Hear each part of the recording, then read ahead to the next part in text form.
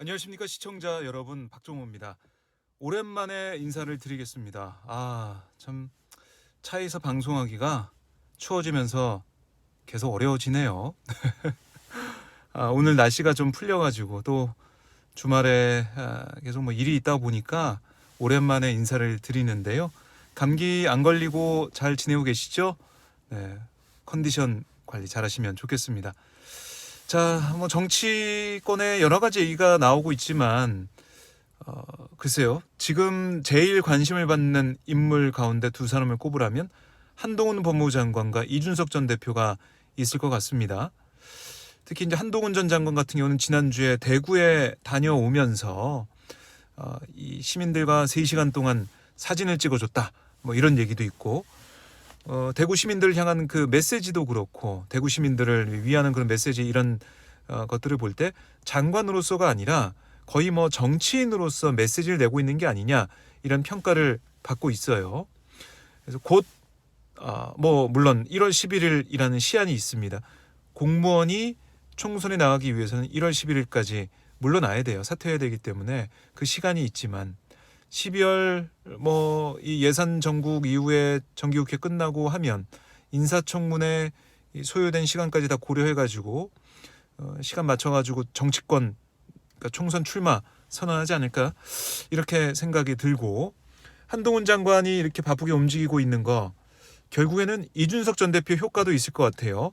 이준석 전 대표가 신당 창당 12월 27일까지 윤석열 대통령이 변하지 않으면 신당 창당할 수밖에 없다, 이런 얘기를 계속 하고 있어요. 그러다 보니까 한동훈 장관도 좀 더 빨리 움직이는 게 아니냐. 이 당의 입장에서 보면, 국민의힘 입장에서 보면 김기현 체제가 과연 계속 가겠느냐, 김기현 체제의 이유는 어떻게 될 것이냐, 이런 물음표가 찍혀 있는데 그 중심에 답안지 중에 하나가 한동훈 장관의 출마입니다. 정치 선언이 되겠죠. 그래서 한동훈 장관의 움직임 하나하나에 많은 관심이 쏠려 있는데, 물론 한동훈 장관은 자신의 이제 중요한 일을 해 가고 있다, 이렇게도 얘기를 하면서 아직까지는 좀 조심스러운 모습을 보이고 있지만 결국에는 정치 쪽으로 갈 수밖에 없다, 이런 생각이 들어요. 그런데 한동훈 장관이 과연 정치권에 가서 총선 출마한다고 해서 이거 과연 국민의힘에 도움이 될 것이냐, 보수 진영에 도움이 될 것이냐, 의석수를 많이 얻는데 도움이 될 것이냐, 저는 좀 부정적인 생각이 듭니다. 왜냐하면 어떻게 보면은 한동훈 장관의 그동안 행보를 보면 윤석열 대통령을 떠올릴 수밖에 없단 말이죠. 윤석열 대통령이 어떻게 해왔습니까? 국민과의 소통을 하겠다고 하면서 소통하지 않고 결국 이른바 검찰공화국이라는 비판을 받아오면서 여러 가지로 국민들의 비판을 피할 수 없는 상황까지 계속 보이지 않았습니까? 이태원 참사부터 시작해서 홍범도 장관 흉상 이전 문제나 아니면은 해병대원 순직 사건에 대해서도 국민들이 원하는 쪽과 다른 모습을 보이면서 지금 여론조사 추이를 보면은 부정평가가 50-60%예요. 그만큼 이대로 가면 안 된다, 국정기조 전환을 요구하고 있는데 한동훈 장관이 이런 민심을 받아안고 윤석열 대통령 이거 잘못하고 있습니다 라고 얘기하면서 나올 수가 있겠느냐. 여기에 이제 물음표가 있는 거죠. 그게 되지 않으면 윤석열 대통령의 지지율, 그러니까 지금 30%대 이거 이상으로 얻을 수가 없다는 겁니다. 그 말은 뭐냐, 중도층을 가져올 수 없기 때문에 한동훈 장관의 파괴력이 크지 않을 수가 있다는 거죠.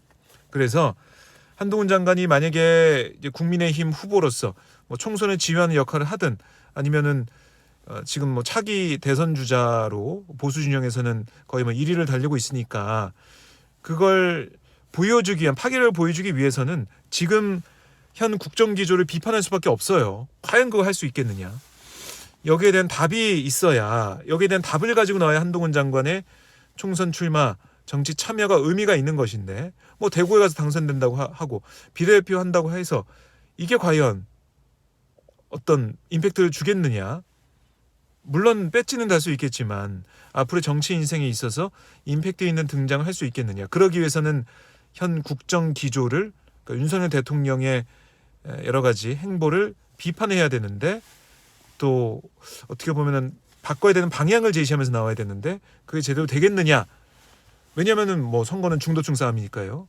이런 부분 물론 대구도 있고 비례대표 있지만 그것보다 임팩트 있으려면은 비판하면서 나와야 되는데 할 수 있겠냐 이런 물음표가 있어요. 그러다 보니까 윤석열 전 대표가 오늘 어떤 말을 했냐면 하태경 의원 출판 기념회에서 이렇게 얘기했습니다. 한동훈 장관이 조만간 정치적 행보에 나설 걸로 예상되는데 당과 대한민국을 위해 건설적인 방향이 되기를 기대한다. 또 당의 개혁에 도움이 될 수 있는 메시지를 보내면 한 장관과 동지가 되는 날이 올 수도 있다. 이렇게 얘기를 했습니다. 뭐 어제는 광주 가서 뭐 경쟁할 수 있다라고 했는데 오늘 또 동지까지 될 수 있다라는 얘기를 했어요. 글쎄 이걸 어떻게 해석할 수가 있을까요? 두 가지입니다. 한동훈 장관이 변해야 된다. 이거를 역설적으로 다시 한번 보여준 그런 메시지일 수도 있고 아니면은 이 정치적 동지 가능성을 언급했지만은 그렇게 되지 않을 것이다. 일부러 먼저 수를 둔 거죠. 던진 거죠. 그래가지고 한동훈 장관이 제대로 정치하지 못하게 만드는 그런 환경을 좀 만들고 싶은 그런 심경이 담겨 있는 게 아니야. 이런 생각도 드는데 어쨌든 이준석 전 대표가 오늘 한 말은 뭐냐면 당의 개혁에 도움이 될 수 있는 메시지를 보내면 이걸 좀 중요하게 봐야 될 것 같아요.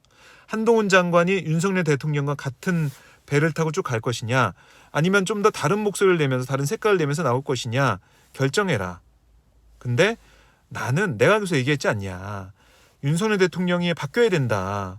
바뀌어야 된다고 얘기를 했는데 그렇게 개혁적인 목소리를 내면서 나오면 나랑 또 같은 뜻을 가진 걸로 볼 수 있겠지만 그게 아니면은 개혁적이지도 않고 지금의 이른바 윤핵관 뭐 당 지도부 이른바 용산 출장소라고 비판을 받고 있는 그 지도부와 다를 바가 없게 된다라고도 선을 그어버린 셈이 됐어요.